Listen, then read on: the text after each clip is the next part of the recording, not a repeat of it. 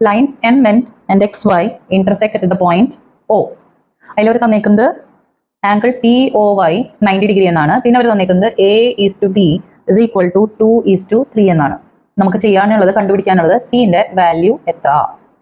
അപ്പൊ A:B 2:3 എന്ന് പറഞ്ഞു കഴിഞ്ഞാൽ ഇത് ഏറ്റവും സിംപ്ലസ്റ്റ് ആയിട്ടുള്ള റേഷ്യോ ഫോം ആണ്. കട്ട് ഷോർട്ട് ചെയ്തിട്ട് ഇനി കോമൺ ഫാക്ടേഴ്സ് ഒന്നും ഇല്ലാത്ത രീതിയിലാണ് 2:3 എഴുതിയിരിക്കുന്നത്. അപ്പൊ നമുക്ക് എന്ത് എഴുതാം? Let A equal to 2x and B equal to 3x എന്ന് എഴുതാം. ഓക്കെ, ഇനി നോക്കൂ, എയും ബിയും ഈ ഒരു 90 ഡിഗ്രിയും കൂടി കഴിഞ്ഞാൽ ഇതൊരു സിംഗിൾ ലൈൻ ആണ്, സ്ട്രെയിറ്റ് ആംഗിൾ.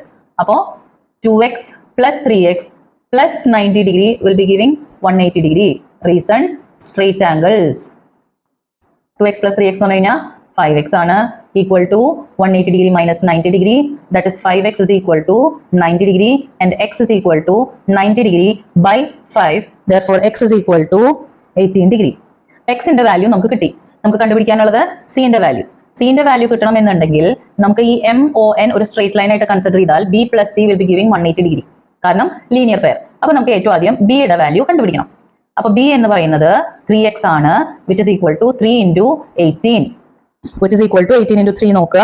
അപ്പൊ നമുക്ക് 54 ഡിഗ്രി എന്ന് കിട്ടും. ഓക്കെ, അപ്പൊ B ന്റെ വാല്യൂ നമുക്ക് കിട്ടി കഴിഞ്ഞു. ഇനി ആരെ കണ്ടേ?